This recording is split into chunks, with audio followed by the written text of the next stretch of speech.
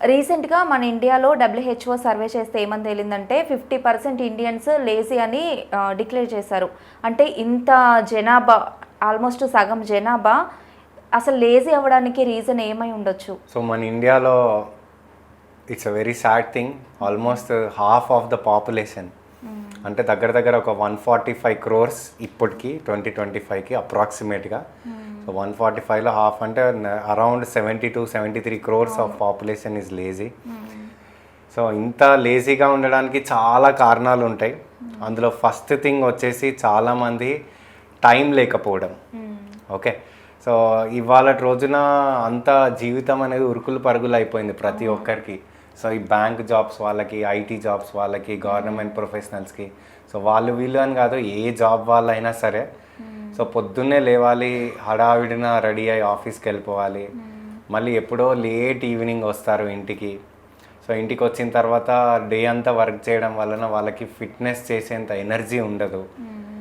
పోనీ next day early మార్నింగే లేసి చేద్దామంటే ఫ్యామిలీతో టైం స్పెండ్ చేసి ఎప్పుడో లేట్ నైట్ పడుకొని లేట్గా లేస్తారు.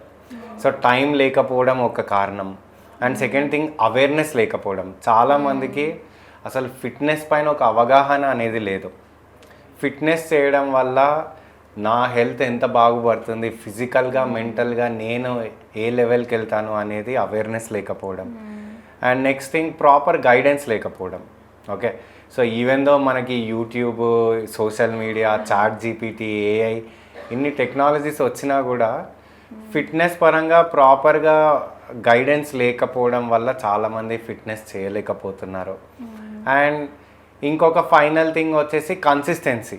సో బిగ్గెస్ట్ థింగ్ ఇది.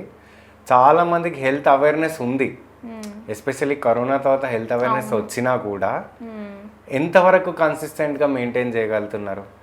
అంటే కరోనా టైంలో ఇలా తినాలి అనే ఒక 1-2 years అలా పాటించారు, తర్వాత కామన్ అయిపోయింది. ఇంకా ఇప్పుడు మనకి January 1st రాగానే అందరము రిజల్యూషన్ తీసుకుంటాం. సో ఈ ఇయర్ నుండి నేను జాగింగ్ చేయాలి, ఈ ఇయర్ నుండి నేను జిమ్ స్టార్ట్ చేయాలి, ఈ ఇయర్ నుండి నేను యోగా చేయాలి. సో న్యూ ఇయర్ రాగానే రెజల్యూషన్ తీసుకుంటారు. ఒక 20 రోజులు, 10 రోజులు, 20 రోజులు చేస్తారు. తర్వాత ఏదో ఒక పని వస్తుంది, ఆపేస్తారు. మళ్ళీ స్టార్ట్ చేస్తారు, మళ్ళీ ఏదో ఒక పని వస్తుంది, మళ్ళీ ఆపేస్తారు. సో ఇలా స్టార్ట్ స్టాప్ చేయడం వల్ల వాట్ హ్యాపెన్స్? Nothing happens. అసలు ఏం అవ్వదు, ఏం రిజల్ట్ అనేది రాదు. సో ఇవన్నీ all these are reasons.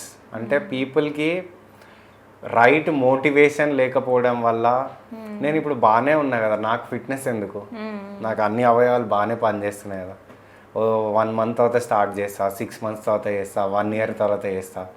So ఇట్లా మోటివేషన్ లేకపోవడం, అవేర్నెస్ లేకపోవడం, సో ఇవన్నీ కన్సిస్టెన్సీ లేకపోవడం, సో ఇవన్నీ రీజన్స్ వల్ల పీపుల్ ఫిట్నెస్ని లైట్ తీసుకుంటున్నారు. ఓకే, సో వాళ్ళకి మళ్ళీ ఆ సీరియస్నెస్ ఎప్పుడు వస్తుంది, నేను నా హెల్త్ ఫిట్నెస్ మెయింటైన్ చేయాలని ఎప్పుడు వస్తుంది? వాళ్ళకి ఏదన్నా డిజీజ్ వచ్చి, లేదంటే వాళ్ళ హెల్త్ పాడైపోయి హాస్పిటలైజ్ అవుతారు కదా, అప్పుడు వాళ్ళకి ఫిట్నెస్ గురించి గుర్తొస్తుంది. నేను అప్పుడు ఫిట్నెస్ చేసి ఉంటే ఈరోజు నా హెల్త్ ఇలా ఉండకపోతుండే, నేను డైట్ మెయింటైన్ చేసి ఉంటే ఈరోజు నా పొజిషన్ ఇలా ఉండకపోతుండే. సో ఆ రిగ్రెట్ అయ్యే బదులు ముందు నుండే మనం హెల్త్ అండ్ ఫిట్నెస్ మీద మంచిగా కాన్సన్ట్రేట్ చేస్తే లాంగ్ రన్లో మనం హాస్పిటలైజ్ అయ్యే ఛాన్స్ తక్కువ ఉంటుంది, డిజీజెస్ బారిన పడే ఛాన్స్ తక్కువ ఉంటుంది. సో మన హెల్త్ మనం మెయింటైన్ చేసుకునే ఇది ఎక్కువ ఉంటుంది. సో మన ప్రైమ్ మినిస్టర్ మోడీ గారు ఎప్పుడూ చెప్తుంటారు, సో ఆరోగ్య భారత్ని మనం నిర్మిద్దామని.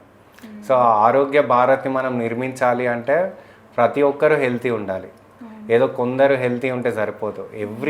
Every citizen in our country should be healthy. So together మనం అందరం కలిసి ఒక హెల్తీ నేషన్ని, ఒక ఆరోగ్య భారత్ని మనం బిల్డ్ చేయగలుగుతాం. దానికోసం ఖచ్చితంగా మీరందరూ ఫిట్నెస్ కంపల్సరీ చేయాలి.